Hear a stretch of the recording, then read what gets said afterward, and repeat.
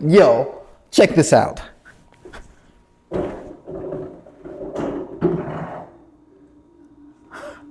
Yeah.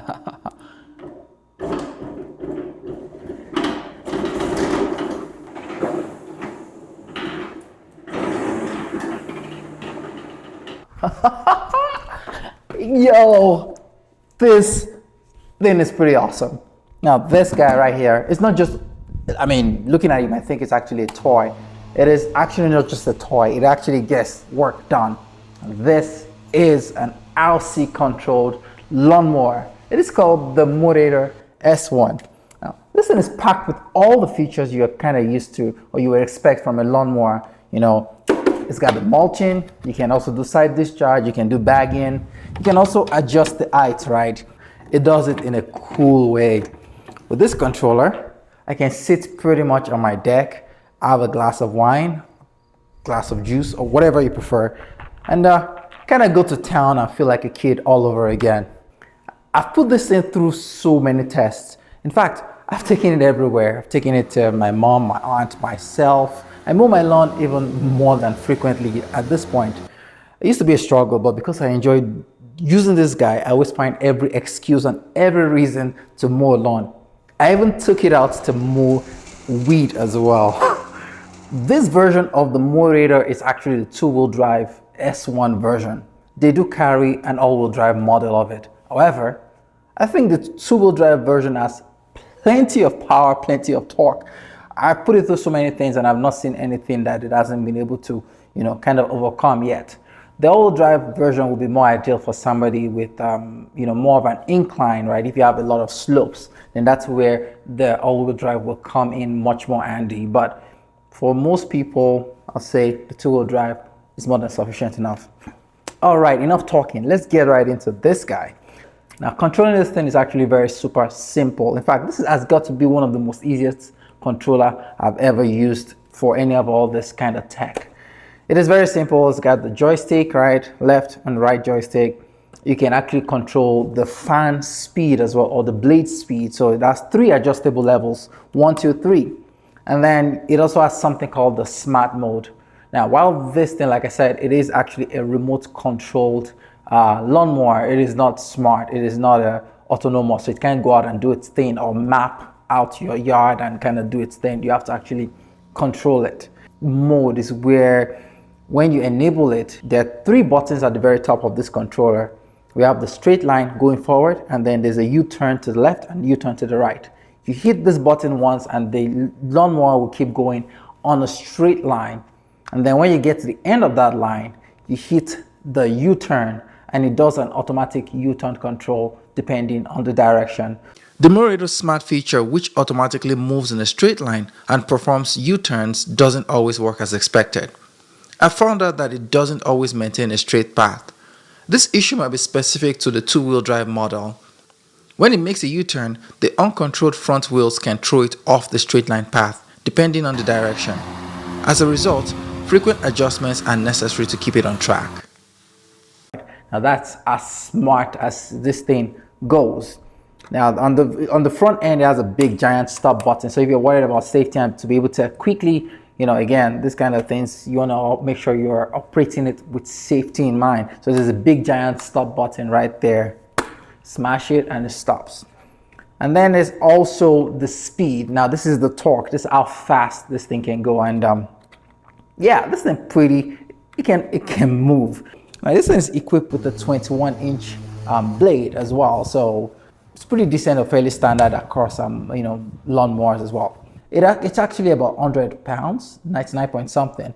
So I've actually been loading it into my vehicle and just by myself actually, and it's not much of a problem. But again, it's pretty. I think it's not everybody will be able to lift it by themselves. I like to think I'm a little bit stronger than just the average person.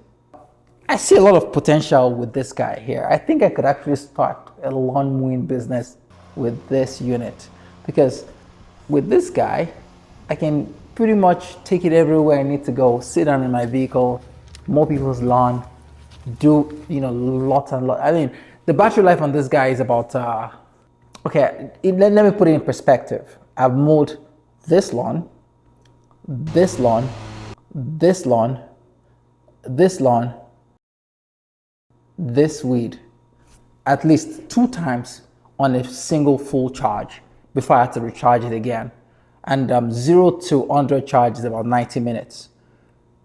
I'll say I think it's fairly decent in its performance, right? In how much it's able to mow. However, there's a couple of downsides to this lawnmower. First of all, I find out that the cutting isn't as crisp or as smooth. You know, when I'm the striping, right? When I use other lawnmowers, you know, like the push lawnmowers, I find out that it's able to create better striping, and the striping is more defined and more clean. This unit doesn't. I don't know.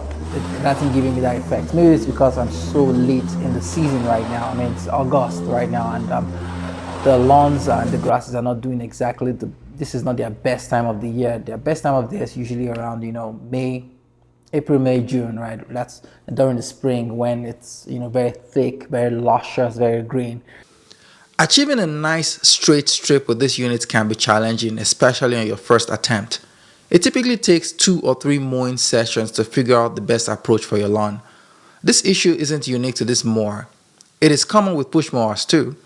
You'll need to decide whether to start from the top or sides and whether to trim the edges first. Consequently, you might not get a perfect look in the first couple of mowings. The controls also require some practice to achieve the desired result. Next year, I'm going to try it out again and see if it's just, you know, because of the time of the year. But I don't like that. I'm not getting as clean of a strap as I would like to with this guy. The other issue with this thing is, again, like I said, it has so much torque. So if you're not really on the controls properly, or you're trying to have too much fun, I find out that the wheels digs up the lawn. It opens it up, and then, you know, I think it tends to pop out the grass and it strips out your lawn if you do it too much. So you have to be very careful on the throttle in order to not have to dig up your grass. Another thing that I don't like about this unit is the price.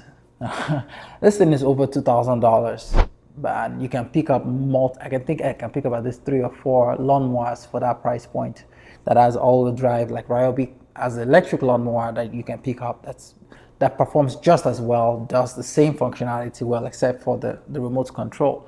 So I think you're going to be hard pressed to justify spending that kind of money on this guy.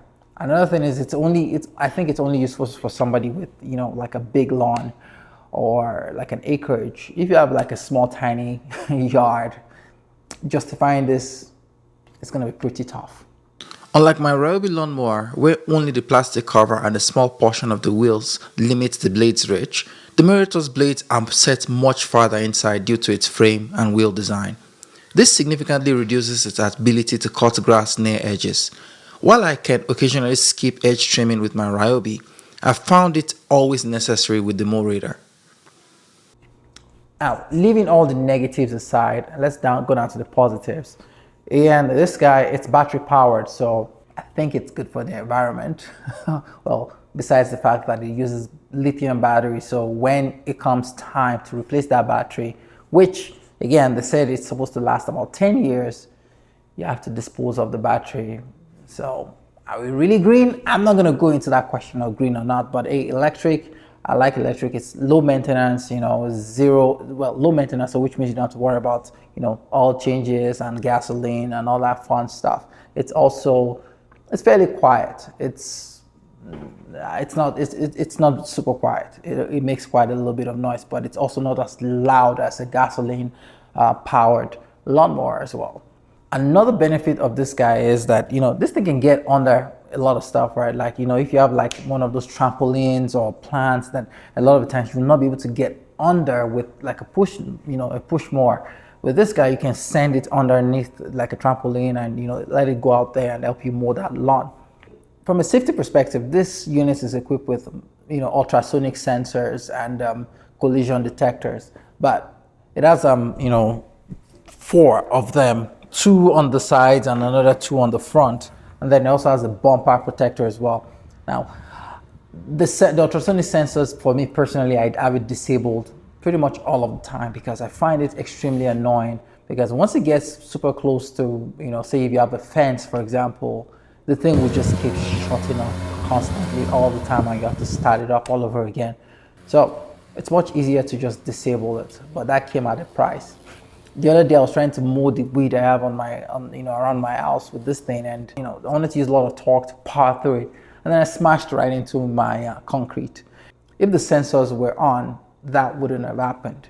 This unit would have stopped before it reached that collision, but because of the bumper protector in front of it, that took the beating instead, which that's what it's supposed to do, right? So if it hits any object, you're not going to get any damage to that object itself. So it does have some safety features around it that helps with that. There are also two big giant stop buttons on this unit as well. It's like a kill switch, so if it goes rogue, perhaps you can quickly use that button. Well, you're gonna have to run and chase the unit down and use it to kill the lawnmower, but overall I'll say it's a pretty good, fun lawnmower.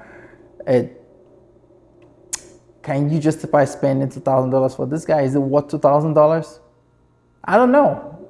Personally, if I had to fork out, $2,000, I probably will not do that for this unit. At least not in its current state. I need it to actually have the ability to, do the autonomous lawn mowing. Without that feature, I just feel like it's basically just it's a toy, a very expensive toy.